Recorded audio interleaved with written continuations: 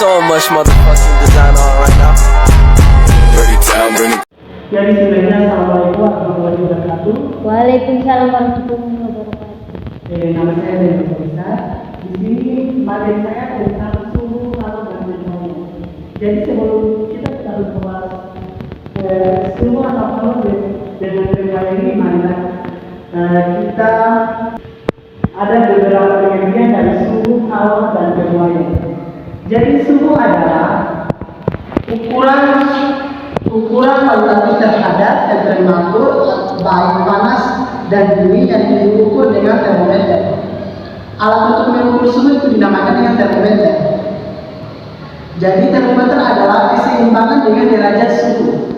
Sedangkan termometer berasal dari dua suku kata dalam bahasa Latin, termo yang berarti suhu atau panas dan meter yang berarti ukur. Jadi orang yang pertama kali menemukan tentang termometer adalah Plato. Pertama kali menggunakan termometer secara terukur adalah ilmuwan Galileo Galilei dari Italia pada tahun 1593. Jadi pengertian pertama, apa itu hawa?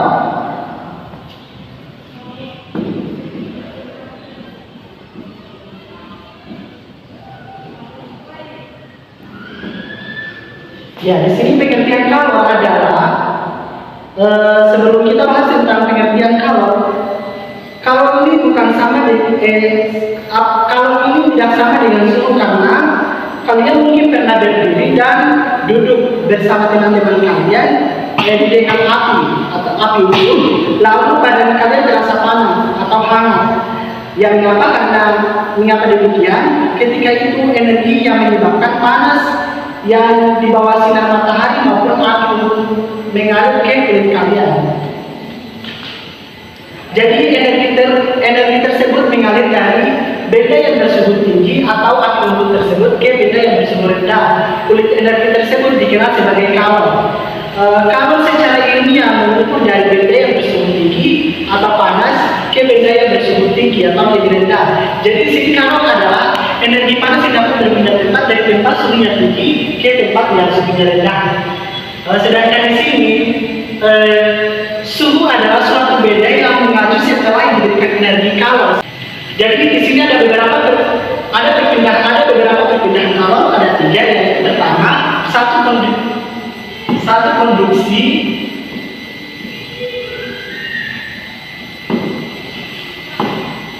dua konveksi,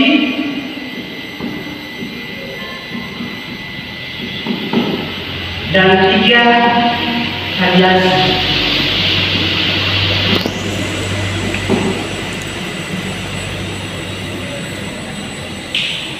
Jadi di sini sebelum kita bahas tentang beberapa perpindahan kalor tersebut, pertama contoh konkret pertama yaitu konduksi.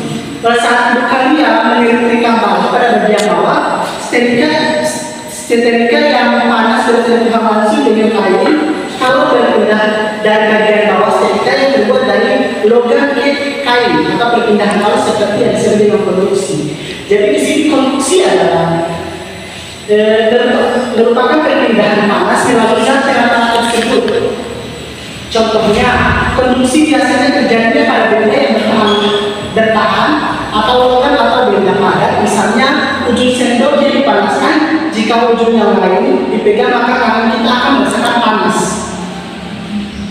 Nah, lanjut pada poin kedua yaitu konveksi, di mana konveksi ini telah kita ketahui bahwa air yang merupakan bahan isilator, namun ketika memasuk air setelah bagian bawah panci dipanaskan, beberapa saat ternyata permukaan air juga ikut panas, bahkan mendidih.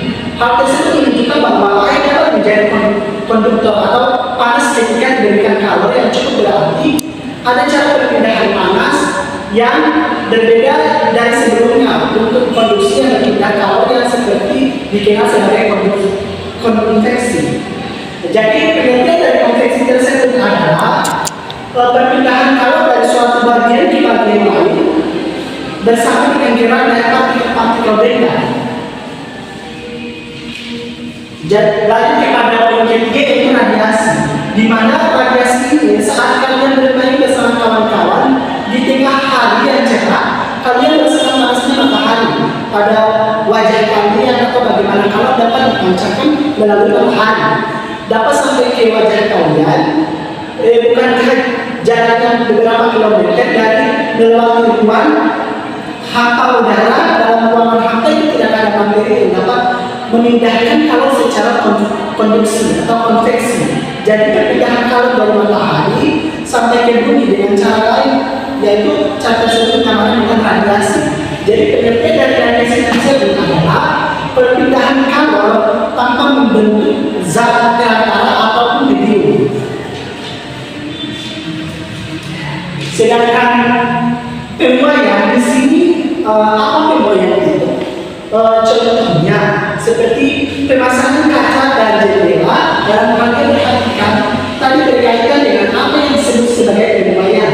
Contohnya peristiwa pembuayan lainnya adalah perubahan air turunnya air laksa dan termometer uang. Pemasangan kaca dan keramik yang agak longgar, gelas yang pecah karena ditaruh air yang panas, dan balon udara yang bisa terbang. Apakah pembuayan itu? Jadi ada hubungannya dengan kalor. Pembuayan terjadi di dalam kehidupan sehari-hari, baik disadari maupun tidak disadari. Pengertian dari pembuayan tersebut adalah peristiwa pembuayan yang dimana suatu benda ukurannya besar, baik panjang, lebar, tinggi, luas maupun volume yang dapat dipengaruhi oleh kalor. Jadi pembuayan dapat dibagi menjadi padat, zat, dan cair serta gas. Setiap bendanya pembuayan berbeda dalam suatu sama lain tergantung pada suhu koefisien. Jadi zat padat adalah suatu benda yang mempunyai bentuk volume yang tetap, contohnya seperti kelereng, batu, dan tembok. Benda cair adalah segala benda yang sifatnya seperti cair, misalnya air. Kalau contoh benda cair adalah wujudnya tidak padat dan tidak berupa gas, contohnya benda cair yang paling umumnya adalah air minum dan minyak. Mungkin itu saja materi singkat dari saya. Saat itu di wabillahi taufiq wal hidayah. Wassalamualaikum warahmatullahi wabarakatuh.